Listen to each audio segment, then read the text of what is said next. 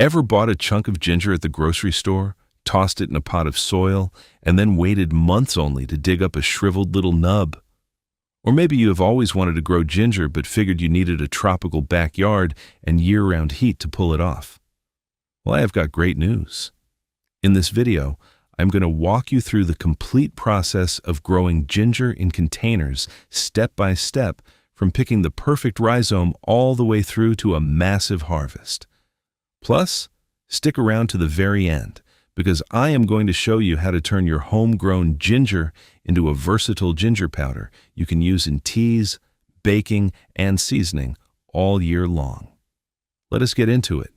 Ginger is one of the most rewarding plants you can grow in a container, and honestly, it is a lot easier than most people think. Whether you have a big backyard or just a sunny corner on your apartment balcony, you can pull this off. Once you understand how this plant actually grows and what it needs, you will be amazed at how much ginger one single pot can produce. So let us start by understanding what ginger really is and how to pick the right piece to plant. Now, one of the most important things to understand right out of the gate is that what we call ginger root is not actually a root at all. It is a rhizome, which is a modified underground stem. That is a small distinction, but it matters because it changes the way you think about planting and growing this crop. When you plant ginger, you are not planting a seed. You are planting a piece of that rhizome, and from that piece, new shoots push up and new roots push down. The rhizome itself expands horizontally underground, and that expansion is your harvest. So where do you get a good rhizome to start with? The easiest place is your local grocery store. That is right. Just head to the produce section and grab a few nice chunks of fresh ginger. Now here's what you want to look for. You want pieces that are plump and firm, not dried out or wrinkly. Give them a little squeeze. They should feel dense and solid, almost like they are full of moisture. Then look closely at the surface, and you will see little bumps or nubs. Those are called eyes, and they are where the new growth is going to come from. Sometimes you'll even see a tiny green or white sprout already poking out, and that is a great sign. It means that rhizome is ready to go. Here is a pro tip that makes a real difference. Choose the biggest pieces you can find, ones with multiple eyes and several branching fingers. The reason is simple. The larger the chunk of rhizome you plant, the more shoots it can send up at once. More shoots means more leaf growth up top, which means more photosynthesis, which means more energy going back down into the rhizome. And more energy means faster, bigger growth underground. So if you plant a tiny little toe of ginger with 1 or 2 eyes, you might get a couple of skinny shoots. But if you plant a big healthy piece with 5 or 6 eyes, you are going to get a much bushier plant and a much bigger harvest in the same amount of time. Do not be shy here. Grab the biggest, healthiest looking pieces you can find. One more thing on choosing your ginger. If you can find organic ginger, that is an ideal. Some conventionally grown ginger is treated with a growth inhibitor to keep it from sprouting on store shelves, and that can slow things down or even prevent it from growing at all. Organic ginger has not been treated, so it tends to sprout faster and more reliably. If organic is not available, do not worry. Just soak your ginger in warm water overnight before planting. That can help wash off any residual treatment and wake it up a bit. Now that we know what we are planting, let us talk about what we are planting it in. The container you choose matters more than you might think, and here is why. Remember how I said the rhizome expands horizontally? It does not dive deep like a carrot or a potato. It creeps sideways just below the surface, so the best container for ginger is wide and relatively shallow rather than narrow and deep. Something like a broad planter, a half whiskey barrel, or even a large plastic storage tote with drainage holes drilled in the bottom works beautifully. You want something at least 12 inches deep and as wide as you can manage. 14 to 18 inches across is a great starting point, but honestly, the wider you go, the more room that rhizome has to spread and the bigger your harvest will be. Make sure whatever container you choose has good drainage holes. Ginger loves moisture, but it does not want to sit in standing water. That is a recipe for rot, and we will talk more about that in a bit. For soil, you want a high-quality potting mix that is loose, well-draining, and rich in organic matter. Ginger rhizomes need to be able to push through the soil as they expand, so a dense or compacted mix is going to slow them down. I like to use a good organic potting mix and then work in a handful of compost or aged manure to give it some extra richness right from the start. If your mix feels heavy or clumpy, you can lighten it up by mixing in a little perlite or coconut coir. You want that soil to hold moisture without becoming waterlogged, and you want it loose enough that the rhizome can creep through it without a fight. By the way, if you are finding this helpful so far, go ahead and hit that subscribe button so you do not miss future videos on container gardening. Now let us get this ginger in the ground. Planting ginger is one of the easiest things you will ever do in the garden. Fill your container with your potting mix, leaving about 2 inches of space from the rim. Now take your ginger rhizome and lay it right on the surface with the eyes facing up. If you are not sure which way is up, look for those little bumps or sprouts. Those should be pointing toward the sky. Now here's something that surprises a lot of people. You do not bury ginger deep at all. This is not like planting a potato where you want it 6 or 8 inches down. Ginger wants to sit just below the surface. Cover it with about 1/2 inch to 3/4 of an inch of soil. That is it. Just a thin blanket of potting mix over the top. Now, should you pre-sprout your ginger before planting? You can, and some people like to. The method is simple. You place your rhizome in a shallow bowl of warm water for 24 to 48 hours, or until you see little roots and shoots starting to emerge. It can give you a small head start. But honestly, I have planted ginger both ways, and the difference is minimal. Everything that would happen in that bowl of water is going to happen in the soil anyway. So if you want to skip the pre-sprouting and just plant it straight in, go right ahead. It will catch up quickly. After you place the rhizome and cover it, give it a gentle watering. And I mean gentle. There are no roots yet, no shoots, so the plant is not drinking water at this point. You just want to moisten the soil enough to signal to that rhizome that it is time to wake up and start growing. Wet the top 2 to 3 inches of soil and then stop. Do not drench it. Overwatering at this stage, before there are any roots to absorb moisture, is one of the fastest ways to cause rot. Just keep it lightly moist, and once you see green shoots poking up through the surface, that is when you can start watering a little more generously. Now let us talk about where to put this container, because placement is everything with ginger. To understand what ginger wants, think about where it comes from. Ginger is native to Southeast Asia. That means tropical climate, warm temperatures, high humidity, and consistent moisture. It evolved in the understory of tropical forests, which means it actually prefers bright indirect light or dappled shade rather than blazing full sun all day. If you put your ginger container in harsh, direct afternoon sun, especially in hot climates, the leaves can scorch and the plant will stress out. So here's what I recommend. If you are starting your ginger in the spring, which is the ideal time, begin it indoors near a bright window or under a simple grow light. Ginger is slow to sprout. It can take 2 to 4 weeks before you see anything poking through the soil, so be patient. Keep the soil lightly moist. Keep the temperature warm, ideally between 70 and 80 degrees Fahrenheit. And just wait. A heat mat designed for seed starting can really speed things up if your home runs cool.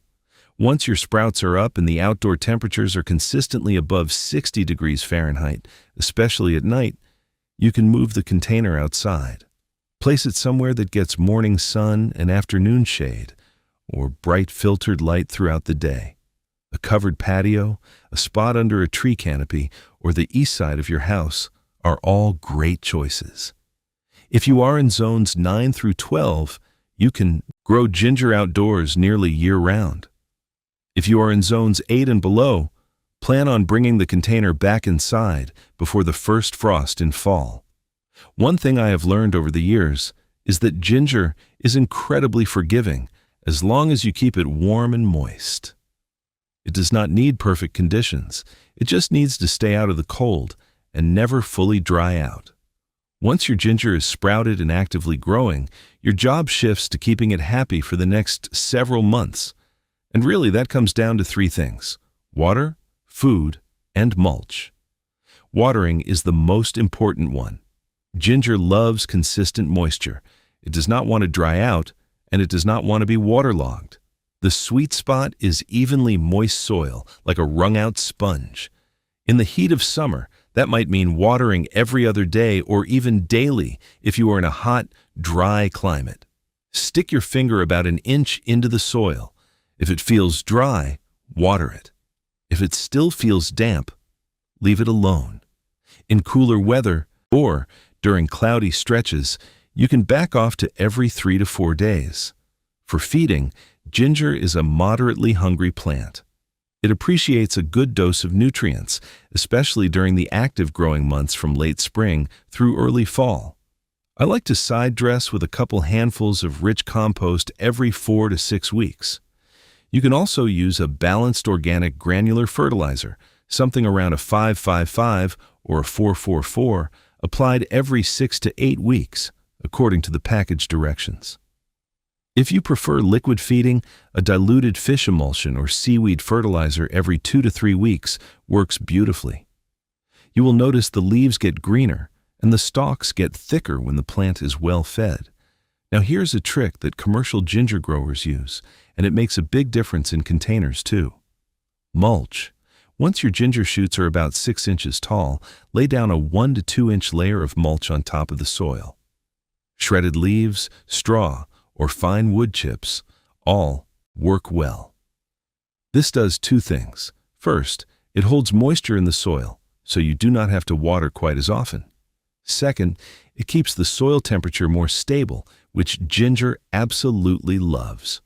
Commercial growers will mulch at planting time, and then add another layer about 45 to 90 days later. In a container, one good layer once the shoots are established is usually plenty. But if it breaks down over the summer, feel free to add a little more.